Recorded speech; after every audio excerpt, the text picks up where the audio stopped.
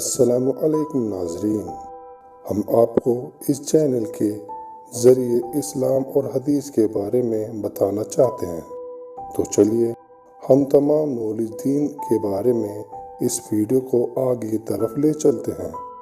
Video کو شروع کرنے سے پہلے میری چھوٹی سی گزارش ہے کہ جو لوگ اس چینل پر نئے ہیں تو چینل کو سبسکرائب کرتے ہوئے ساتھ میں بیل آئیکن کو بھی دبا دیں، اور حوصلہ افزائی کے لیے ہماری ویڈیو کو لائک کیا کیجیے تاکہ اس طرح کی اسلامی اور دین کے بارے میں بات کرنے کا سلسلہ جاری رہے۔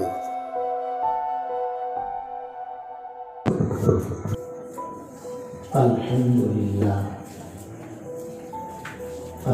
لله نحمده ونستعينه ونستغفره ونؤمن به ونتوكل عليه ونعوذ بالله من شرور أنفسنا ومن سيئات أعمالنا من يهده الله فلا مضل له ومن يضلله فلا هادي له ونشهد أن لا إله إلا الله وحده لا شريك له ونشهد أن سيدنا ومولانا محمدا عبده ورسوله صلى الله تعالى عليه وعلى آله وأصحابه وبارك وسلم تسليما كثيرا أما بعد أعوذ بالله من الشيطان الرجيم بسم الله الرحمن الرحيم وما أرسلناك إلا رحمة للعالمين صدق الله العظيم۔ بزرگان محترم، عزیز دوستو، اللہ رب العزت نے انسانوں کو بے شمار نعمتیں عطا فرمائی ہیں۔ اس قدر نعمتیں اللہ نے ہمیں اور آپ کو دی ہیں، ساری زندگی اگر ہم ان نعمتوں کو گنتے رہیں تو ہم سے وہ نعمتیں گنی نہیں جا سکیں گی۔ بے شک خود اللہ تبارک و تعالیٰ قرآن پاک میں اس حقیقت کا اظہار فرماتے ہیں۔ اللہ تبارک و تعالیٰ کا ارشاد ہے وَإِن تَعُدُّوا نِعْمَةَ اللَّهِ لَا تُحْصُوهَا، اگر تم اللہ کی نعمتوں کو گننے لگو تو تم گن نہیں سکو گے، شمار نہیں کر سکو گے۔ یہ بے شمار نعمتیں جو اللہ نے آپ کو اور ہمیں عطا فرمائی ہیں، آپ غور کریں کہ کسی ایک نعمت کے بارے میں بھی اللہ تبارک و تعالیٰ نے احسان جتانے کا لفظ استعمال نہیں فرمایا۔ بڑی سے بڑی نعمت کے بارے میں یہ نہیں فرمایا کہ ہم نے یہ نعمت دے کر تمہارے اوپر بڑا احسان کیا۔ اللہ نے چاند بنایا ہے، سورج بنایا ہے، زمین بنائی ہے، آسمان بنایا ہے، ہمیں پیدا کیا، ہمیں اولاد، دولت، ہر راحت دی، لیکن کسی ایک نعمت کے بارے میں قرآن کی کسی آیت میں اللہ نے یہ نہیں فرمایا کہ یہ نعمت دے کر ہم نے انسانوں پر بڑا احسان کیا۔ لیکن رسول پاک صلی اللہ علیہ وسلم کی بعثت، آپ کی نبوت اور آپ کی رسالت کے بارے میں اللہ تبارک و تعالیٰ نے قرآن پاک میں یہ لفظ استعمال کیا کہ ہم نے لوگوں پر زبردست احسان کیا ہے۔ ان کے درمیان اپنے رسول حضرت محمد مصطفیٰ صلی اللہ علیہ وسلم کو مبعوث فرما کر، یعنی کسی نعمت پر احسان نہیں جتایا، لیکن رسول پاک صلی اللہ علیہ وسلم کی بعثت اور آپ کی نبوت اور رسالت کو اللہ تبارک و تعالیٰ نے ایمان والوں کے لیے، انسانوں کے لیے اپنا زبردست احسان قرار دیا۔ ارشاد فرمایا لقد من اللہ علی المؤمنین اذ بعث فیہم رسولا، یقیناً اللہ تبارک و تعالیٰ نے ایمان والوں پر زبردست احسان فرمایا، ان کے درمیان انہی میں سے ایک رسول کو مبعوث فرما دیا۔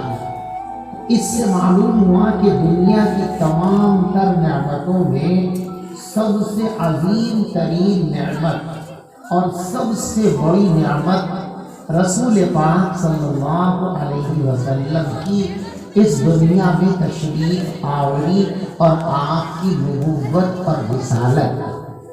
ہم یوں بھی کہہ سکتے ہیں کہ اللہ تبارک و تعالیٰ نے انسانیت کو ایک خاص تحفہ، ایک خاص گفٹ اور عطیے کے طور پر رسول پاک صلی اللہ علیہ وسلم کو دنیا کے اندر بھیجا۔ یہ بات خود رسول پاک صلی اللہ علیہ وسلم نے ارشاد فرمائی ہے، انا رحمت مہداۃ او کما قال، کہ میں اللہ کی وہ مخصوص رحمت ہوں جو اللہ نے انسانوں کو خاص ہدیے اور تحفے اور عطیے کے طور پر مرحمت فرمائی۔ تو آپ کا دنیا میں تشریف لانا یہ پوری انسانیت کے لیے اللہ کا زبردست تحفہ ہے۔ اس سے عظیم ترین بات دنیا میں کوئی پیش آئی نہ قیامت تک پیش آ سکتی ہے۔ انسانیت پر اتنا بڑا احسان اللہ کی طرف سے نہ پہلے ہوا نہ قیامت تک ہوگا جتنا احسان آپ کی تشریف آوری کے ذریعے آپ کے اور ہمارے اوپر ہوا ہے۔ اس لیے میرے دوستوں ہماری ذمہ داری ہے کہ ہم اس نعمت کی قدردانی کریں، اس نعمت کی عظمت کو پہچانیں، اس کے حق اور مرتبے کو پہچانیں۔ رسول پاک صلی اللہ علیہ وسلم کو کسی خاص موقع پر یاد کر لینا یہ رسول پاک صلی اللہ علیہ وسلم کی محبت کا ہرگز نہیں ہو سکتا۔ کسی خاص موقع پر کسی چیز کو یاد کر لینا یہ اسلامی شریعت کا مزاج بھی نہیں ہے۔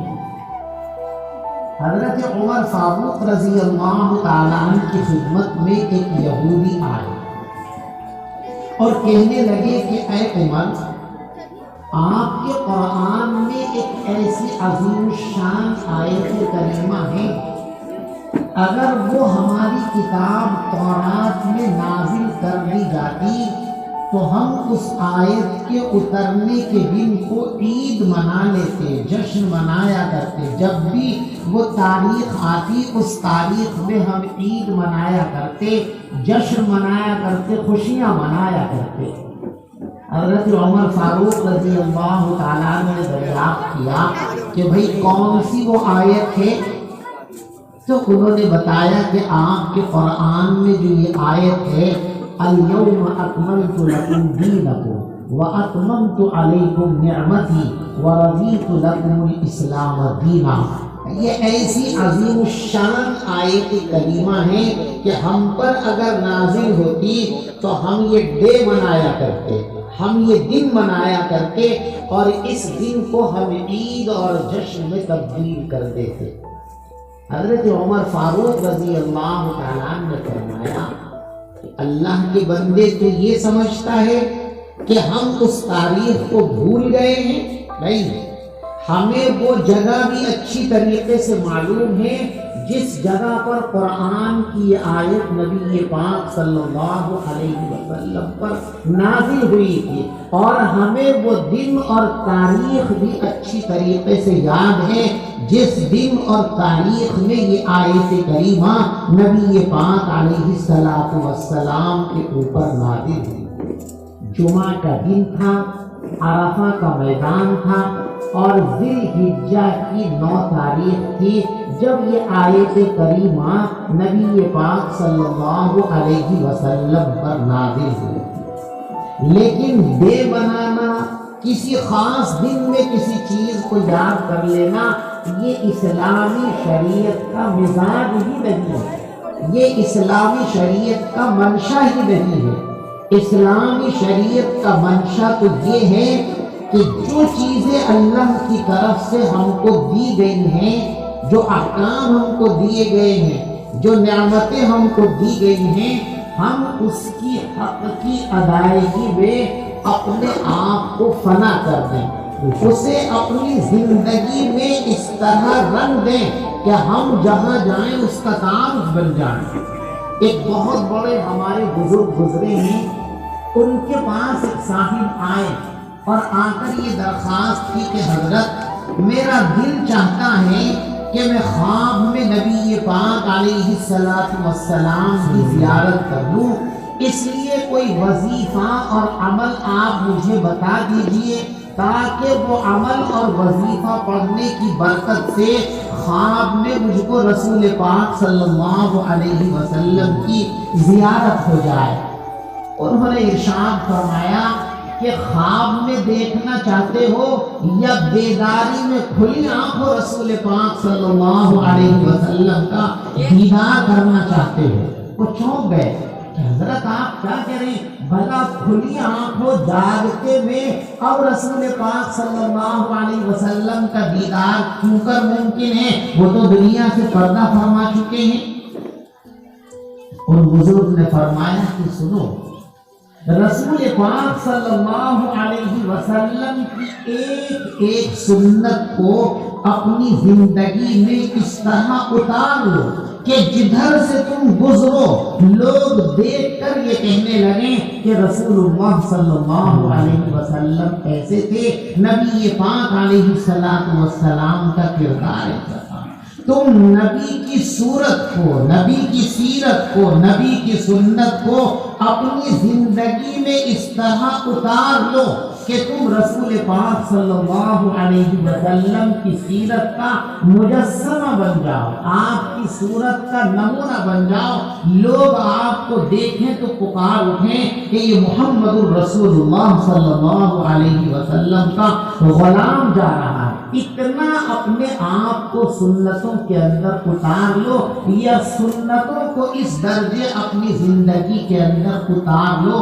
ये रसूल पाक सल्लल्लाहु अलैहि वसल्लम की मोहब्बत का हक है। हज़रात सहाबाए किराम इस बात को अच्छी तरह जान गए थे और समझ गए थे।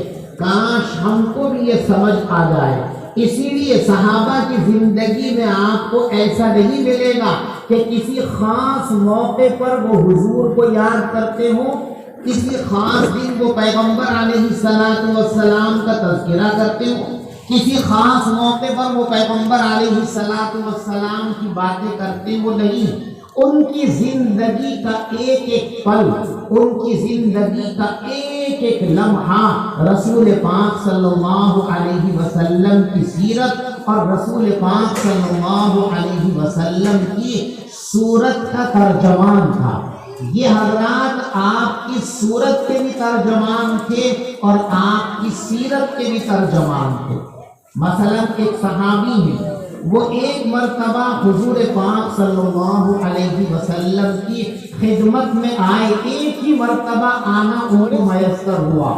इत्तेफाक की बात यह है कि जिस दिन और जिस वक्त वो रसूल पाक सल्लल्लाहु अलैहि वसल्लम की खिदमत में आए, उस वक्त रसूल पाक सल्लल्लाहु अलैहि वसल्लम के बटन खुले हुए थे।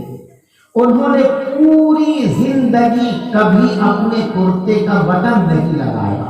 लोग उनसे पूछते थे कि आप बटन क्यों नहीं लगाते?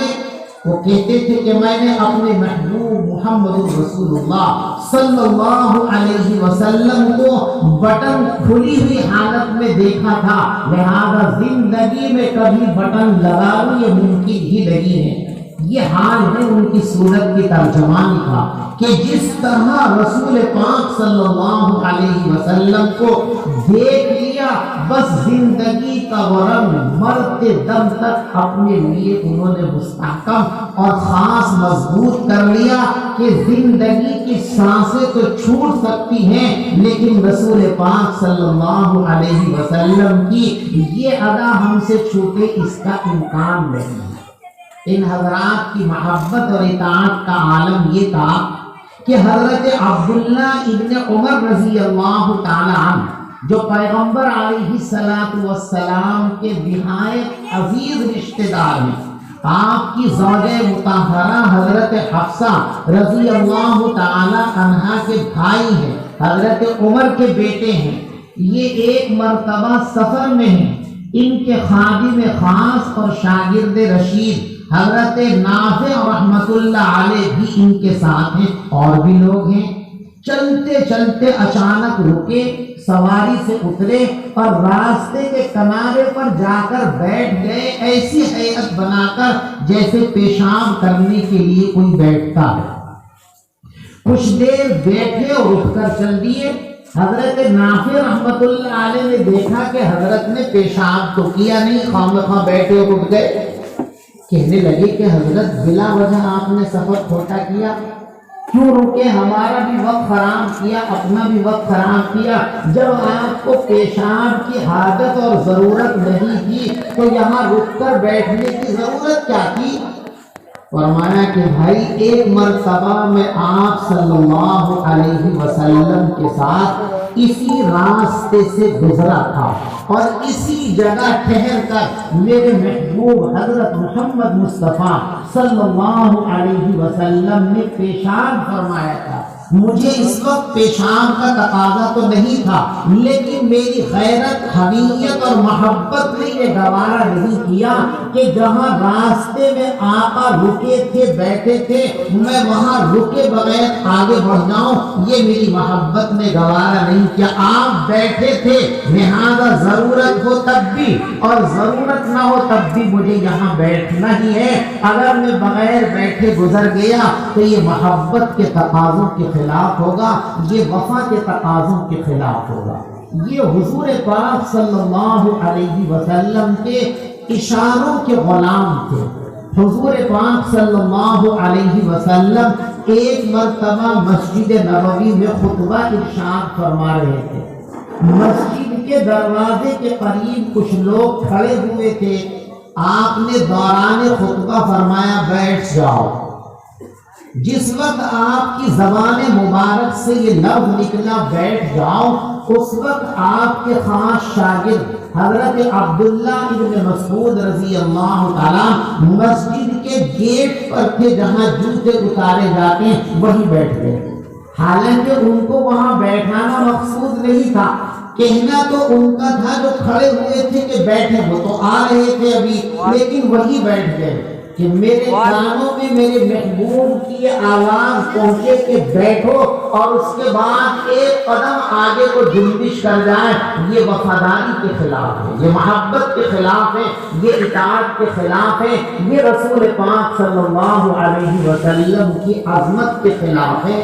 اس کا نام ہے رسول پاک صلی اللہ علیہ وسلم کی محبت۔ رسول پاک صلی اللہ علیہ وسلم نے زندگی کے کسی خاص سے خاص مرحلے میں اور عام سے عام وقت میں آپ کو اور ہمیں بھلایا نہیں ہے۔ کوئی ایک روایت پوری سیرت کی کتابوں میں، حدیث کی کتابوں میں کوئی ایسی نہیں دکھا سکتا کہ رسول پاک صلی اللہ علیہ وسلم ایک دن تو بہت بڑی بات ہے، ایک لمحے کے لیے بھی اپنی امت سے غافل ہوئے۔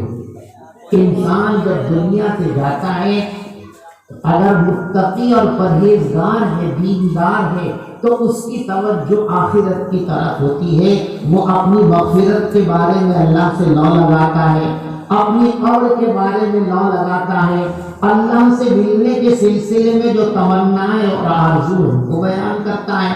اور اگر انسان دیندار اور پرہیزگار نہیں ہے، دنیا دار ہے، تو وہ بیوی کی طرف، اولاد کی طرف، کاروبار کی طرف متوجہ ہوتا ہے۔ بھائی میری بیوی کا خیال رکھنا، میرے بچوں کا خیال رکھنا، اس دکان کا خیال رکھنا، اس مکان کا خیال رکھنا، یہ مرتے وقت کا فلسفہ ہے۔ دنیا دار کا آخری وقت ہوتا ہے تو دنیا کی طرف اس کی توجہ ہوتی ہے، اور دیندار کا آخری وقت ہوتا ہے تو آخرت کی طرف اس کی توجہ ہوتی ہے۔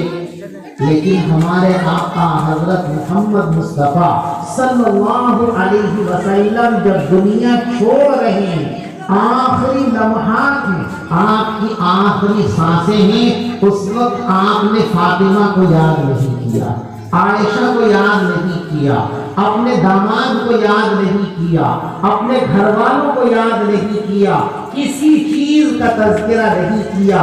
ہونٹ آہستہ آہستہ ہل رہے ہیں، ذرا قریب کان لا کر لوگوں نے سنا تو آقا کی زبان پر کیا تھا؟ یا رب امتی، یا رب امتی، یا رب امتی، اے میرے پروردگار میری امت پر رحم فرما دے، اے میرے رب میری امت پر رحم فرما دے، اے رب میری امت کا خیال فرما دے۔ ذرا سوچو مسلمانوں، جس پیغمبر نے زندگی کے کسی مرحلے میں آپ کو فراموش نہیں کیا، مرتے وقت بھی، دنیا سے جاتے وقت بھی ان کو اپنی اولاد نہیں، آپ اور ہم یاد رہے، قیامت تک آنے والی امت مسلمہ یاد رہی۔ یہ مسلم امہ اپنے نبی کو اگر بھول جائے تو اس سے بڑی بے وفائی اور اس سے بڑی شرمندگی کی بات دنیا کے اندر کیا ہو سکتی ہے؟ یا یوں کہنا چاہیے کہ اس سے بڑی نالائقی اور دنیا کے اندر کیا ہو سکتی ہے؟ آج ہم مسلمان ہیں، اپنے آپ کو مسلمان ہونے کا دعویٰ کرتے ہیں، لیکن ذرا سوچو کس طرف سے آپ کے بارے میں، ہمارے بارے میں یہ کہا جائے کہ یہ مسلمان ہیں۔ ہماری صورتوں کو اگر دیکھا جائے تو اس صورت کا رسول پاک صلی اللہ علیہ وسلم سے میل نہیں کھاتا۔ رسول پاک صلی اللہ علیہ وسلم کی جو سنت خاصہ ہے داڑھی، وہ داڑھی ہمارے چہروں پر لگی ہے۔ ہم حج بھی کر کے آ گئے، ہم نماز پڑھنے مسجد میں جاتے ہیں، لیکن رسول اللہ صلی اللہ علیہ وسلم سے ہماری بے وفائی کا تعلق یہ ہے کہ ہم آپ جیسی صورت بنانا اپنے لیے گوارا نہیں کرتے۔ ہم یہ سمجھتے ہیں کہ اگر ہم نے چہروں کے اوپر داڑھی سجا لی تو لوگ ہمیں بوڑھا کہیں گے، لوگ ہمیں بدصورت کہیں گے، ہمارے کاروبار متاثر ہو جائیں گے۔ ذرا سوچو، یہی رسول پاک صلی اللہ علیہ وسلم سے محبت ہے۔ اسی صورت کو لے کر آپ میدان محشر میں حوض کوثر پر رسول پاک صلی اللہ علیہ وسلم سے جام پینے کی خواہش رکھتے ہو۔ اس صورت کے ساتھ جاؤ گے تو پیغمبر علیہ السلام تمہیں اپنائیں گے۔ یہ کیا خواب و خیال کی دنیا میں بستے ہو؟ جس کی صورت بھی رسول اللہ سے نہ ملتی ہو، وہ کس بنیاد پر یہ توقع رکھتا ہے کہ قیامت کے دن رسول پاک صلی اللہ علیہ وسلم اس کو یوں کہیں گے کہ اس کو میرے پاس آنے دو، یہ میرا امتی ہے؟ کچھ نہیں کر سکتے ہو تو کم از کم رسول پاک صلی اللہ علیہ وسلم کی صورت ہی اختیار کر لو، پیغمبر علیہ السلام جیسا چہرہ ہی بنا لو، پیغمبر علیہ السلام جیسا لباس پہن لو، پیغمبر علیہ السلام جیسی گفتگو، آپ کا چال چلن ہی اختیار کر لو۔ کسی ایک چیز کے بارے میں تو آپ یہ ثابت کریں کہ ہمارا رسول پاک صلی اللہ علیہ وسلم سے تعلق ہے۔ آج ہماری دکانوں کا حال یہ ہے کہ وہاں اسلام نام کی کوئی چیز نہیں ہے۔ ہماری دکانوں میں سب سامان ملتا ہے، سونا بکتا ہے، چاندی بکتی ہے، کپڑے بکتے ہیں، ہیرے بکتے ہیں، سب کچھ بکتا ہے۔ آج مسلمانوں کی دکان اور شو روم پہ آپ جو چاہیں وہاں سے لے سکتے ہیں۔ اگر آپ کو وہاں نہیں ملے گا تو اسلام نہیں ملے گا، مسلمانی نہیں ملے گی، اسلامیت آپ کو وہاں نظر نہیں آئے گی، اسلام کے احکام آپ کو وہاں نظر نہیں آئیں گے۔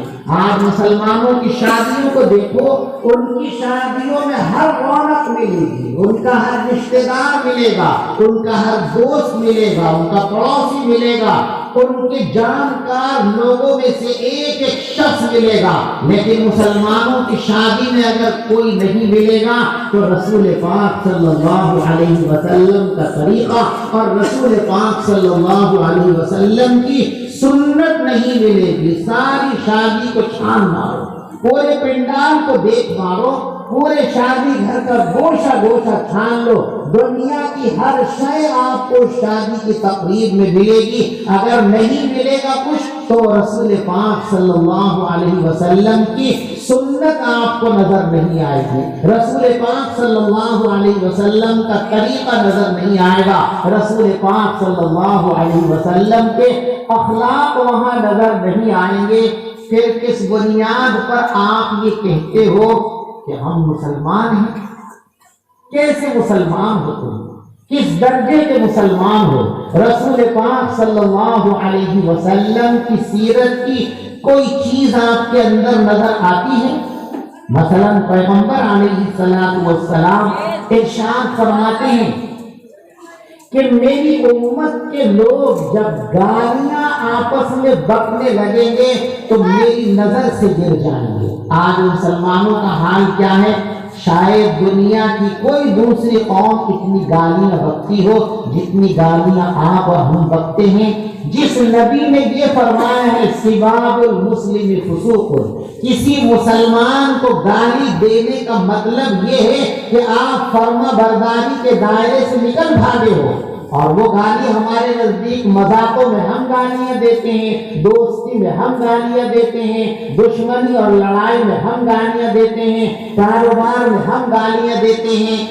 کس طرف سے تم رسول پاک صلی اللہ علیہ وسلم کا جشن منانے والے اور ان کا نام لینے والے اور ان سے محبت کرنے والے ہو؟ رسول پاک صلی اللہ علیہ وسلم نے ارشاد فرمایا کہ جھوٹ بولنا انتہائی گندا اور بدبودار عمل ہے، اتنا گندا اور بدبودار عمل ہے کہ میلوں دور تک اس کی بدبو پھیل جاتی ہے۔ پیغمبر علیہ السلام نے ارشاد فرمایا اذا كذب العبد تباعد عنه الملك ميلا من نقل ما جاء به او كما قال، کہ جب کوئی انسان جھوٹ بولتا ہے تو جھوٹ کی وجہ سے اس کے منہ سے جو بدبو اور تعفن نکلتا ہے وہ اتنا خطرناک ہوتا ہے کہ اس سے تنگ آ کر پریشان ہو کر وہ فرشتے جو اس کے کاندھے پر اس کے اعمال لکھنے کے لیے رہتے ہیں وہ میلوں دور بھاگ جاتے ہیں اس بدبو کی وجہ سے، اس تعفن کی وجہ سے۔ بہت سے لوگوں کے ذہن میں یہ بات آ سکتی ہے کہ ہم تو روز جھوٹ بولتے بھی ہیں، صبح سے شام تک سنتے بھی ہیں، ہم نے تو کبھی بدبو نہیں دیکھی ہے۔ کیا بات کہہ رہے ہیں مولوی صاحب؟ بدبو ہم نے تو کبھی نہیں دیکھی۔ تم نے اور ہم نے یہ بدبو اس لیے نہیں محسوس کی ہے کہ ہمارے دماغ اس سے مانوس ہو چکے ہیں، اس کے عادی ہو چکے ہیں۔ دیکھو کوئی بدبودار کارخانہ ہو، کسی کارخانے کے اندر کوئی ایسا کام ہوتا جس کی وجہ سے اسمیل آتی ہو، بدبو آتی ہو، اگر آپ اور ہم وہاں سے گزرے تو ناک پہ کپڑا رکھ لیں گے، وہاں رکنا مشکل ہو جائے گا، بیٹھنا تو بہت دور کی بات ہے۔ لیکن جو لوگ صبح و شام وہاں کام کرتے ہیں، ڈیوٹی دیتے ہیں، سال 2 سال 4 سال ان کو وہاں ہو گئے، ان کو اس بدبو کا احساس نہیں ہوتا۔ وہ وہی کھاتے ہیں، وہی سوتے ہیں، وہی پیتے ہیں، وہی رہتے ہیں، ان کو بدبو کا احساس نہیں ہوتا، اس لیے کہ ان کا دماغ اس بدبو سے مانوس ہو چکا، وہ ان کے دل و دماغ میں رچ اور بس گئی ہے، ان کو اب پتہ نہیں چلتا اس چیز کا۔ یہی حال ہمارا ہے، ہم اتنا جھوٹ بول رہے ہیں، اتنا جھوٹ بول رہے ہیں کہ اس کی بدبو کا احساس اب ہمارے دلوں سے نکل چکا ہے۔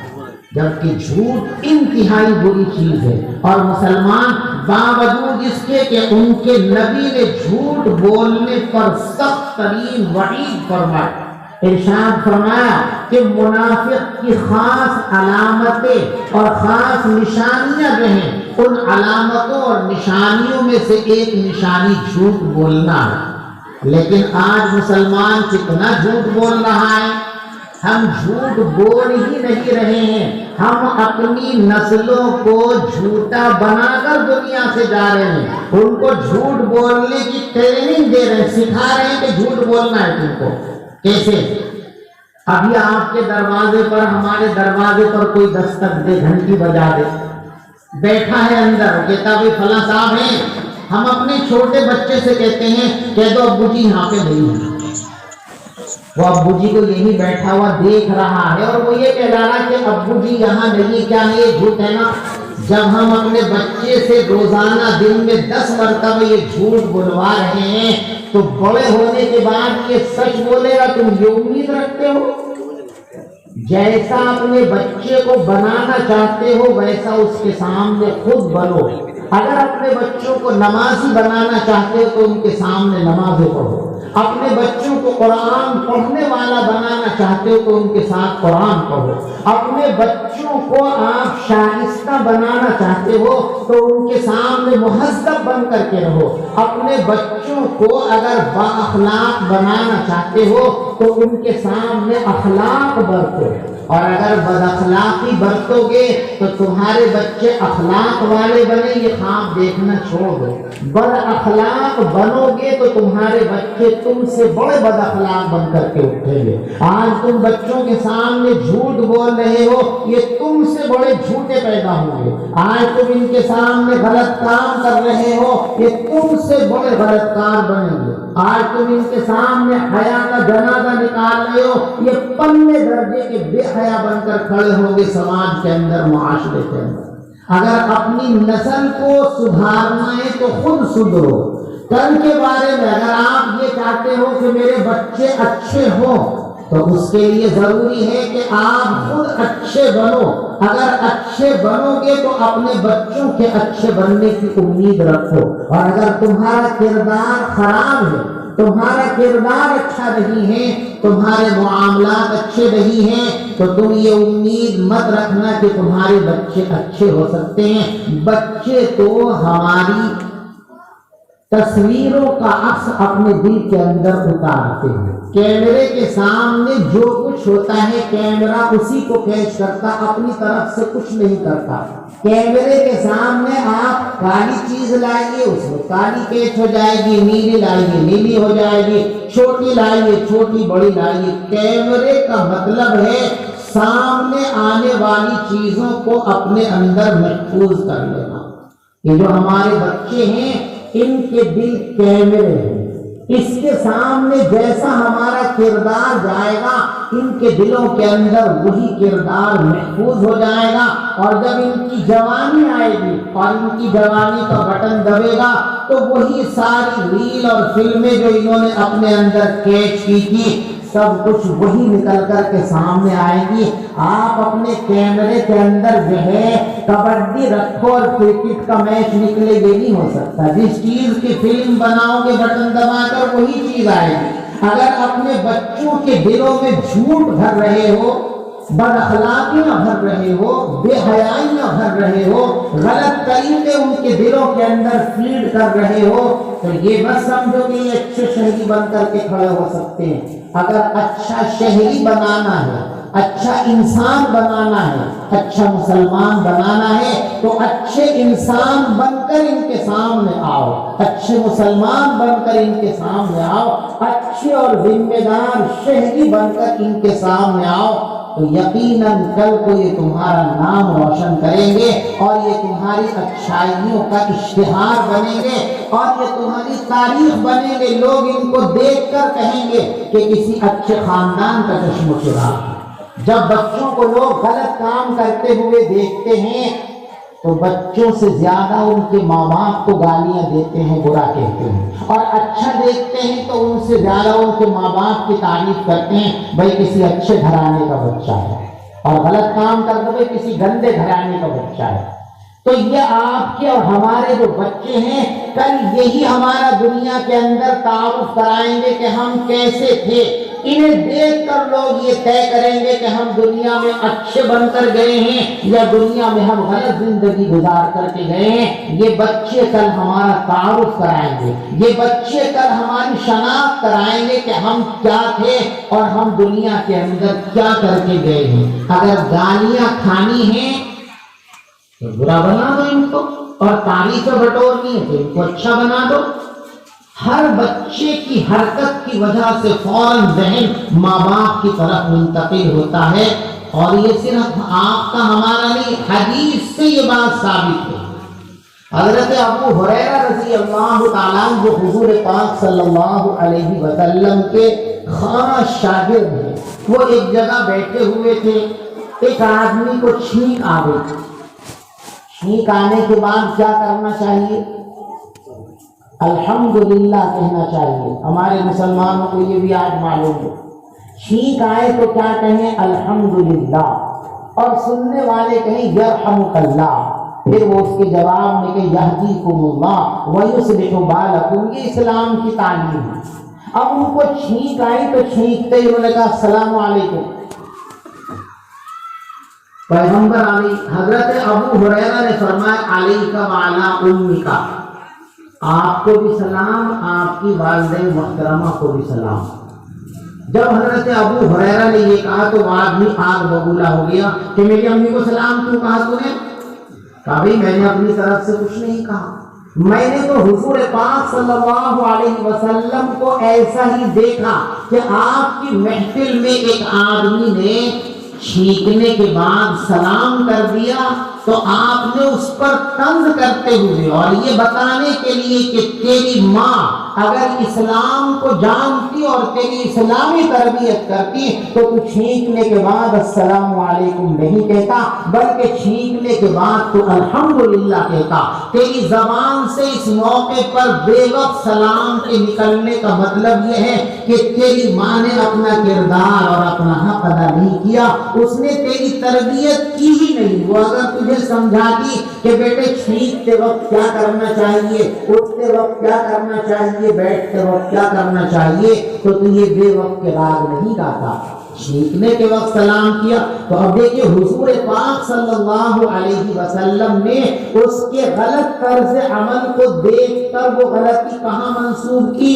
اس کی والدہ محترمہ کی طرف منسوب کہ اگر اس کی والدہ اس کی صحیح تربیت کرتی تو آج یہ صورتحال پیدا نہ ہوتی۔ تو معلوم ہوا کہ ہمارے بچے ہی کل ہمارا تعارف بنیں گے، وہی ہمارے بارے میں لوگوں کو یہ بتائیں گے کہ دنیا میں ہمارا حال اچھوں میں ہے یا دنیا میں ہمارا نام بروں میں لکھا جانا چاہیے۔ تو جب آپ جھوٹ بول لے کہہ دو ابو جی یہاں نہیں ہے، کہہ دو بھائی جان یہاں اندر بیٹھا ہوا ہے، کیوں نہیں ملتا جا کر کے، اور نہیں ملتا تو جرأت اپنے اندر پیدا کرو، صاف صاف کہہ دو کہ اس وقت نہیں مل سکتے۔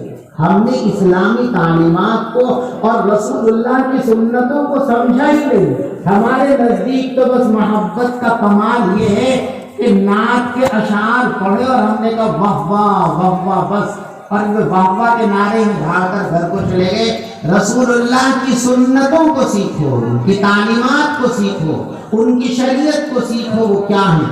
پیغمبر علیہ السلام نے ایک ایک چیز کا ایسا شاندار نظام ہم کو بنا کر کے دیا ہے کہ اس نظام کو اگر ہم فالو کریں تو ساری دنیا امن کا گہوارہ بن جائے گی۔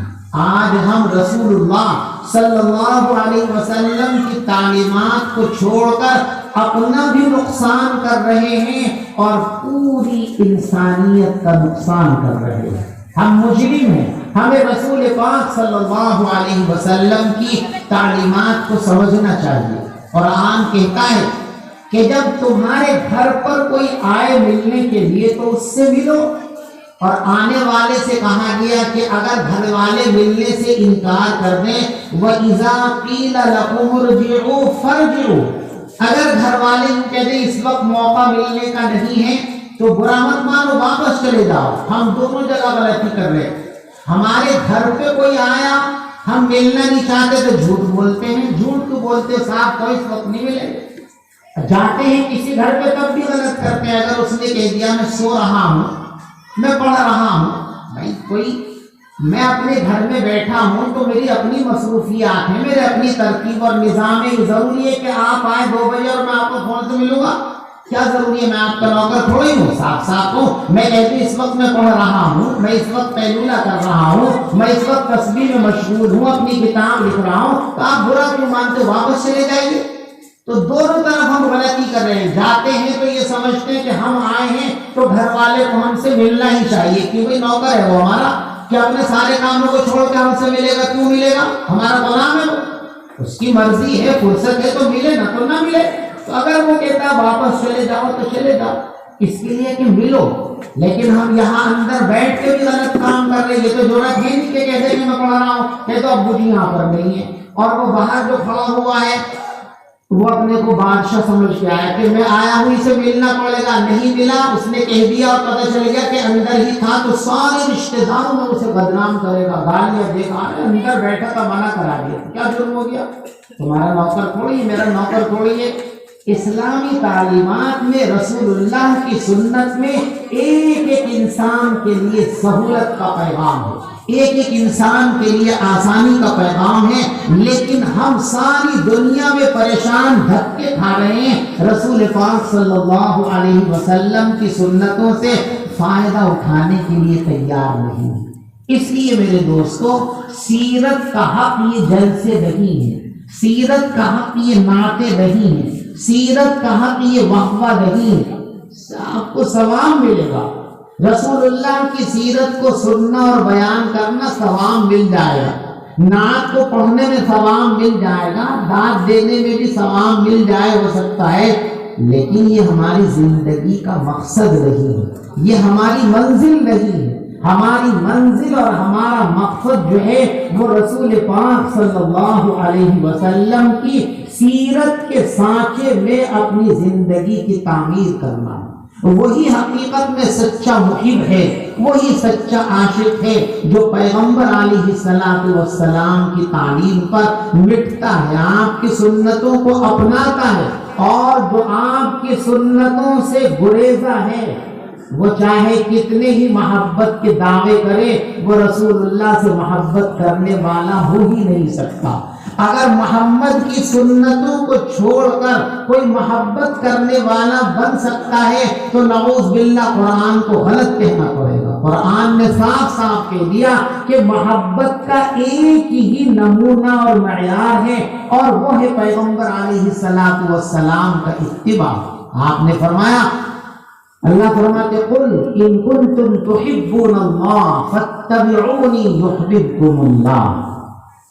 اے رسول محمد صلی اللہ علیہ وسلم، آپ لوگوں کو بتاؤ کہ اگر تم اللہ کو محبوب بنانا چاہتے ہو، اللہ سے محبت کرنا چاہتے ہو، اللہ کے رسول سے محبت کرنا چاہتے ہو، فاتبعونی یحببکم اللہ، تو تم مجھ سے میری پیروی کرو، اللہ تم کو اپنا محبوب بنا لے گا.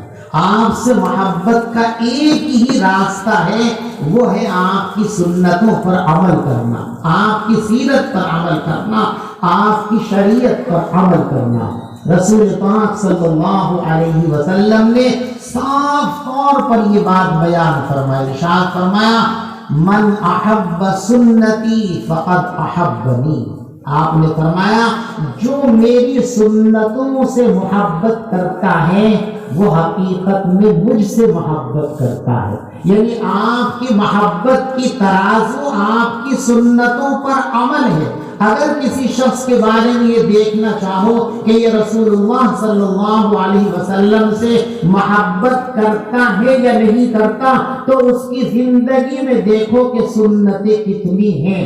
جس قدر سنتوں کا اہتمام ہوگا اتنا ہی اس کی محبت پختہ اور اعلیٰ درجے کی ہوگی. اس لیے کہ آپ نے خود فرما دیا من احب سنتی فقد احبنی، جو میری سنتوں سے محبت کرے گا وہی حقیقت میں مجھ سے محبت کرنے والا ہے، اور جو میری سنتوں سے محبت نہیں کرے گا وہ مجھ سے محبت کرنے والا نہیں ہو سکتا.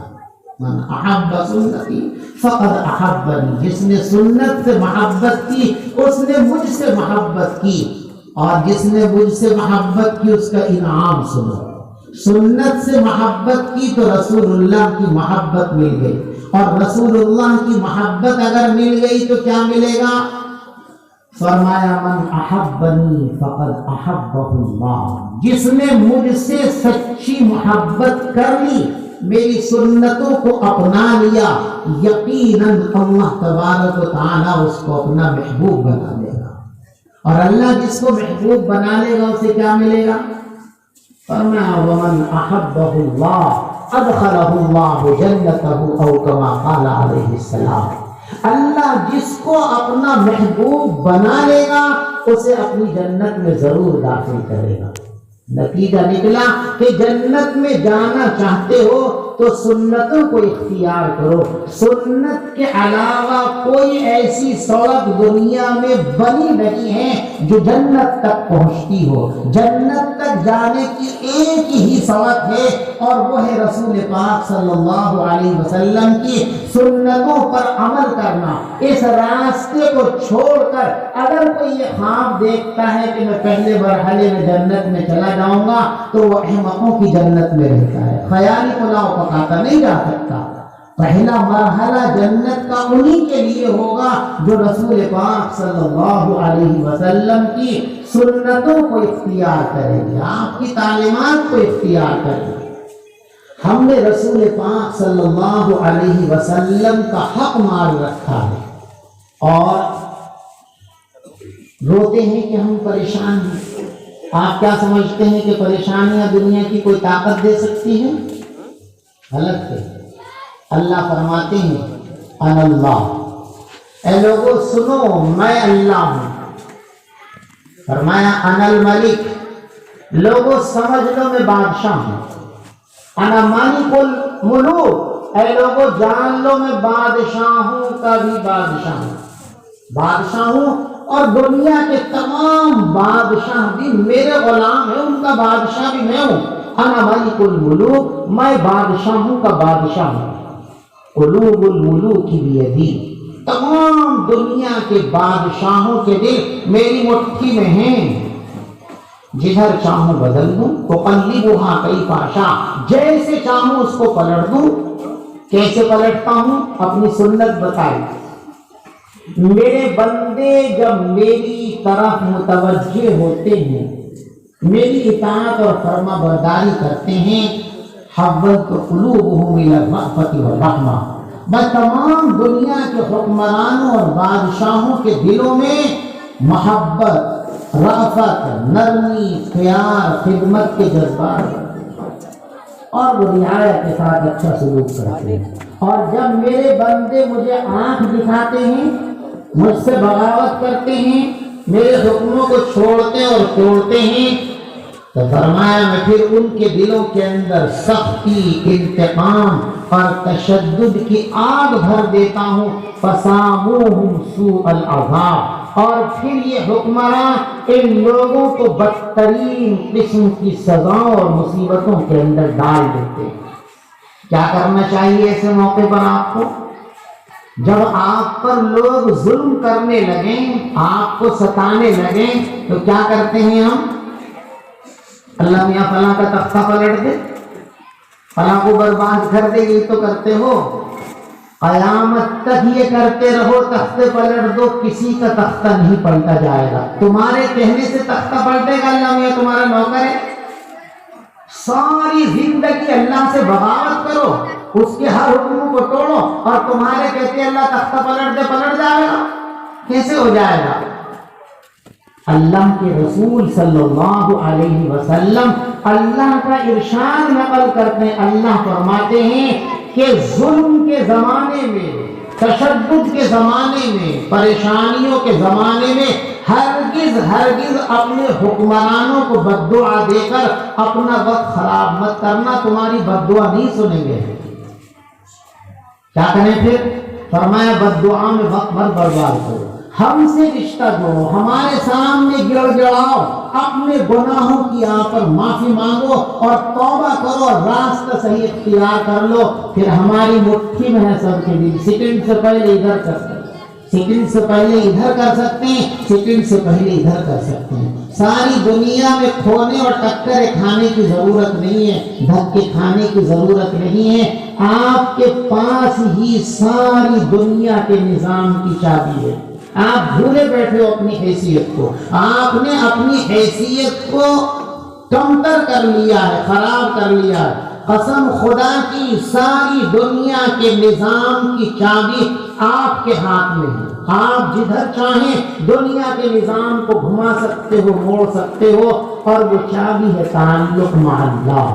اللہ سے اپنا رشتہ اور تعلق جوڑو، پھر جو تم کہو گے وہ ہوگا۔ اللہ کے رسول فرماتے ہیں کہ جب انسان اللہ کی اطاعت اور فرما برداری میں اپنے آپ کو لگا دیتا اور کھپا دیتا ہے تو پھر اللہ تبارک و تعالیٰ اس کے ساتھ ایسا مہربان ہوتا ہے کہ اگر وہ قسم کھا کے یوں کہتے کہ ایسا ہوگا تو اللہ ویسا کرتے ہیں۔ مسلم شریف کے اندر حدیث ہے، دو عورتوں کی لڑائی ہوئی، اس لڑائی میں ایک عورت کا دانت ٹوٹ گیا۔ شریعت کا قانون یہ ہے کہ کوئی کسی کا دانت توڑے تو جواب میں اس کا بھی دانت توڑا جائے گا تاکہ برابری ہو جائے۔ وہ لوگ آگے جی ہماری عورت کا دانت ٹوٹ گیا، آپ نے فرمایا کہ اس کا بھی دانت توڑا جائے گا۔ اس عورت کے جو بھائی تھے ان کی زبان سے ایک دم نکلا، واللہ لا تکسر، قسم خدا کی کھا کر کہتا ہوں میری بہن کا دانت نہیں ٹوٹ سکتا۔ سب حیران رہ گئے، بھی قرآن کا حکم ہے، نبی کا حکم ہے، کیا کہہ رہے ہوتے؟ کہہ دیا تو کہہ دیا۔ چند منٹ ہی گزری تھی، وہ کہنے لگے چلو جی دانت توڑوانے سے کیا فائدہ، ہمیں مالی جرمانہ دے دو اور ہم یہ قصہ ختم کرتے ہیں۔ اس وقت اللہ کے رسول نے فرمایا کہ جب انسان اللہ سے اپنا تعلق مضبوط کر لیتا ہے تو قسم کھا کے اگر وہ کوئی بات کہہ دے تو اللہ اس کی قسم کو پورا کر دیتا ہے۔ اس لیے دنیا کے نظام کی چابی تمہارے ہاتھ میں ہے، تم نے بے عقلی کی وجہ سے اس چابی کو کھو دیا ہے۔ وہ چابی اپنے ہاتھ میں لو، اپنا بھلا کرو اور پوری انسانیت کا بھلا کرو۔ اللہ سے آپ کا تعلق جڑ گیا تو اللہ سے محبت ہوگی، تو یقیناً آپ کو اللہ کی مخلوق سے بھی محبت ہوگی، اور اللہ کی مخلوق سے محبت کرو گے تو یقیناً اللہ کی مخلوق کی خدمت کرو گے، اور جب ہی دنیا میں اچھے انسان بنو گے۔ ایک صحابی حضور پاک صلی اللہ علیہ وسلم کی خدمت میں حاضر ہوئے اور یہ عرض کیا، یا نبی اللہ احب ان اکون خیر الناس، اے اللہ کے رسول صلی اللہ علیہ وسلم میں یہ چاہتا ہوں کہ دنیا کا سب سے اچھا آدمی میں بن جاؤں، سب سے اچھا میں ہو جاؤں، مجھ سے اچھا کوئی نہ ہو، ایسا چاہتا ہوں میں۔ احب ان اکون خیر الناس، میں چاہتا ہوں کہ دنیا کا سب سے بہترین انسان میں بن جاؤں۔ کیسی شاندار خواہش ہے آپ کی اور میری بھی خواہش ہے، لیکن خالی خواہشوں سے کچھ نہیں ہوتا، کرنے سے ہوتا ہے۔ پیغمبر علیہ السلام نے بھی کبھی بہت بہت مبارک ہو، بھائی کیسا شاندار آپ کا جذبہ ہے، آپ تو پکے ولی ہو گئے، کسی بڑھیا تمنا لیے پھر نہیں، آپ نے کام بتایا، کام کرو۔ جب کہا احب ان اکون خیر الناس، میں چاہتا ہوں کہ دنیا کا سب سے بہترین انسان بن جاؤں، تو آپ نے فرمایا خیر الناس من ينفع الناس۔ دیکھو دنیا کا سب سے بہترین انسان وہ ہے جو انسانوں کو فائدہ پہنچائے۔ جو نہیں فرمایا خیر الناس من ينفع المسلمین کہ جو صرف مسلمانوں کا بھلا کرے وہ سب سے اچھا آدمی، نہ، خیر الناس من ينفع الناس، سب سے اچھا انسان وہ ہے جو انسانوں کی خدمت کرے، انسانوں کو فائدہ پہنچائے۔ وہ آپ کے مذہب کا ماننے والا ہو اس کے ساتھ بھی بھلا کرو، آپ کے مذہب کا ماننے والا نہیں اس کے ساتھ بھی بھلا کرو، دنیا کے ایک ایک انسان کے ساتھ بھلائی کا معاملہ کرو تو آپ اچھے بنو گے۔ خیر الناس من ينفع الناس، دنیا کا سب سے بہترین انسان وہ ہے جو انسانوں کو فائدہ پہنچائے۔ فَكُن نَافِعًا لَهُمْ، لہذا لوگوں کے لیے نفع پہنچانے والے بنو۔ اس ایک حدیث کی روشنی میں ہم اپنا چہرہ دیکھیں، یہ آئینہ ہے ہمارے لیے۔ یہ جو آپ کی حدیث ہے فَكُنْ نَافِعًا لَهُمْ، لوگوں کی خدمت کرنے والے بنو، لوگوں کو فائدہ پہنچانے والے بنو۔ اس حدیث کو آئینہ بناؤ اور اپنی صورت دیکھو، کس بدنما صورت کو لیے پھر رہے ہو، کیا کام ہم نے کیا ہے لوگوں کے فائدے کے لیے، بتائیے۔ آپ کی ساری معراج محنت کی یہ ہے کہ آپ نے شاندار مکان بنا لیا۔ آپ کی زندگی کا سب سے بڑا کارنامہ یہ ہے کہ آپ نے شادی میں بہت بڑی دعوت کر دی۔ آپ کی زندگی کا سب سے بڑا کارنامہ یہ ہے کہ آپ نے جہیز کی نمائش لگا دی۔ کیا کیا آپ نے انسانوں کے لیے، انسانیت کے لیے؟ اس میں کوئی پہلو ہے خیر کا؟ اتنا بڑا موانع ہے، کوئی آج تک آپ نے اسپتال بنایا لوگوں کی خدمت کے لیے؟ کیا کیا آپ نے؟ دیکھو ذرا اس آئینے میں اپنا چہرہ دیکھو۔ خیر الناس من ينفع الناس، بہترین انسان وہ ہے جو لوگوں کو فائدہ پہنچائے۔ آپ نے مریضوں کے، غریبوں کے فائدے کے لیے کوئی ڈسپینسری بنائی، کوئی اسپتال بنایا؟ بس شادیاں کر لی، دعوتیں کر لی اور سمجھتے ہو لکھتے ہیں کہاں کہ ہم نکاح میں سنتی، بھائی سنت ادا کر رہے ہیں۔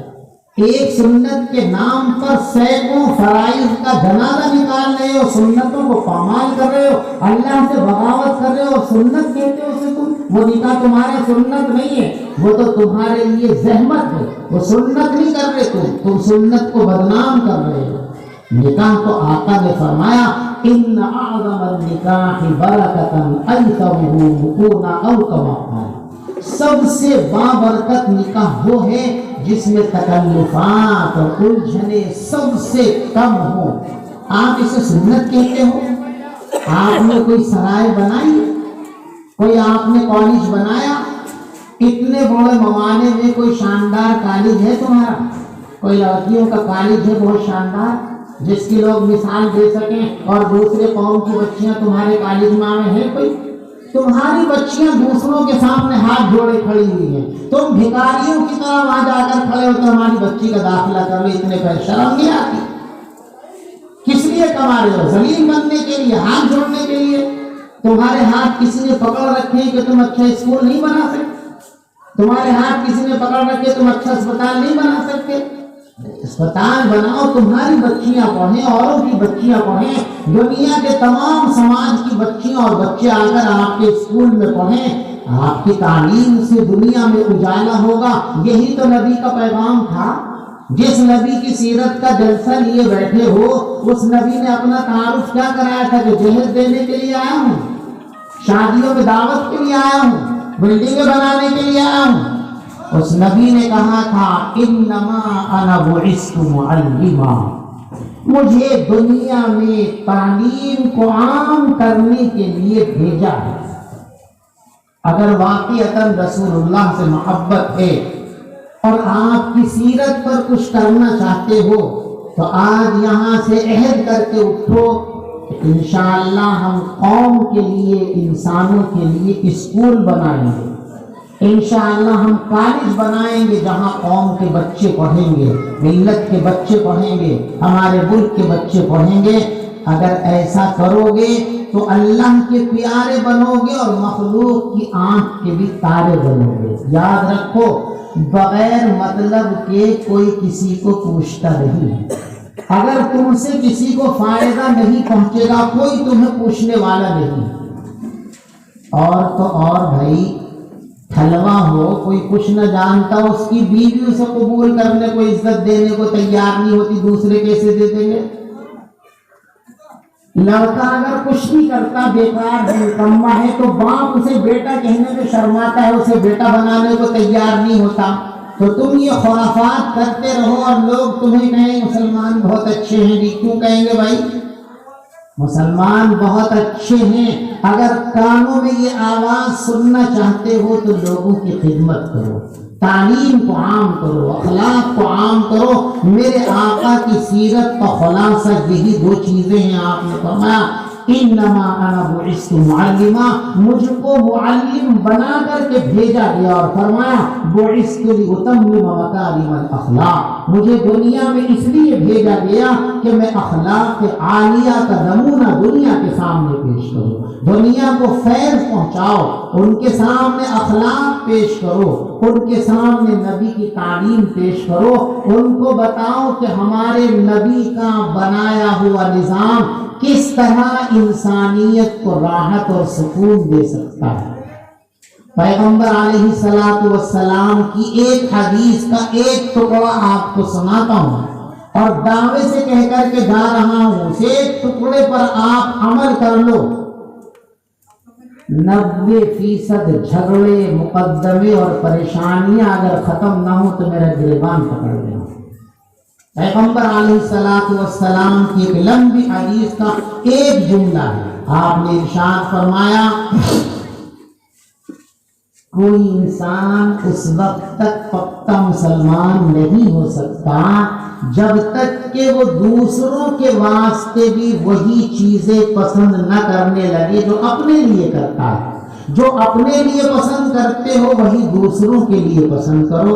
اس ایک حدیث پہ عمل کر کے دیکھو، ایک ٹکڑے پہ کوئی جھگڑا رہے گا؟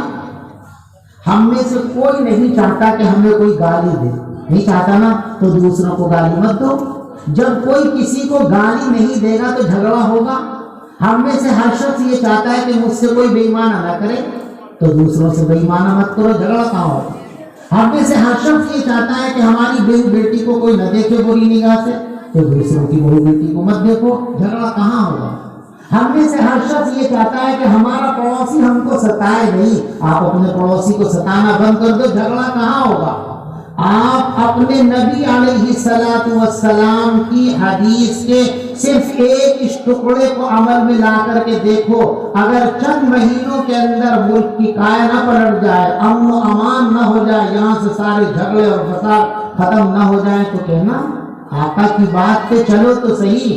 ہم نے آقا کی تمام باتوں سے نظریں بند کر لی ہیں، پٹی باندھ لی ہے، بس ہم نے گوشت کھانے کا نام مسلمان رکھا ہوا ہے۔ ہم نے جو ہے صرف جو ہے اپنی شادیوں میں جو ہے کارڈ چھپوا لیے اور مسجد میں لکھوا دیا، گھر کے سامنے لکھوا دیا ھذا من فضل ربی، ھذا من فضل ربی تو لکھوا رہا ہے، لیکن یہ تو دیکھ لے آگے کیا لکھا، قرآن بھی ادھورا لے رہا، ھذا من فضل تو لکھوا رہا، ھذا من فضل ربی کے آگے جو سے بھولا بیٹھا، لیبلونی اشکر ام اکفر، یہ میرے رب کا فضل ہے۔ کیوں ہے یہ فضل؟ وہ مجھے آزمانا چاہتا ہے کہ میں اس نعمت کو پا کر اس کا شکر گزار بن رہا ہوں یا نالائقی کر کے اس سے بغاوت کر رہا ہوں، اسے بھولے بیٹھا ہوا، ھذا من فضل ربی لکھوا دیا، پکا مسلمان ہو گیا۔ اس کا نام نہیں ہے مسلمان، مسلمان نام ہے رسول پاک صلی اللہ علیہ وسلم کی تعلیمات پر عمل کرنے کا۔ کسی ایک تعلیم کو لے لو، آج کے جلسے سے کوئی ایک چھوٹی سی چھوٹی بات تو لے کر کے اٹھو کہ انشاءاللہ پیغمبر علیہ الصلوۃ والسلام کی سیرت اور سنت کے اس حصے کو ہم اپنی زندگی کا حصہ بنائیں گے۔ کسی ایک کو تو لے کے چلو، ایک کو بھی آپ نے اگر لے لیا تو جلسے کا مقصد حل ہو جائے گا، آپ کا بیٹھنا بھی کامیاب، ہمارا آنا بھی کامیاب۔ اور اگر نہیں ہوا، ایک زمانہ گزر گیا آپ کو سنتے سنتے، ایک زمانہ گزر گیا لوگوں کو یہاں آ کر کہتے کہتے، لیکن جہاں تھے وہی ہیں، ایک انچ بھی آگے نہیں بڑھے۔ اگر بڑھنا چاہتے ہو کامیابی کی طرف تو آج یہ طے کر کے اٹھو کہ اگلے جلسے کا نمبر آنے سے پہلے انشاءاللہ ہم علم کی کوئی شمع ضرور روشن کریں گے، ہم انسانوں کی خدمت کا کوئی نہ کوئی انتظام اپنے قصبے میں ضرور کریں گے۔ اگر آپ نے ایسا کر لیا تو انشاءاللہ ہماری اور آپ کی محنت کامیاب ہوگی۔ اللہ ہم سب کو سیرت کے تقاضوں پر عمل کرنے کی توفیق عطا فرمائے۔ آمین و آخر دعوانا ان الحمد للہ رب العالمین۔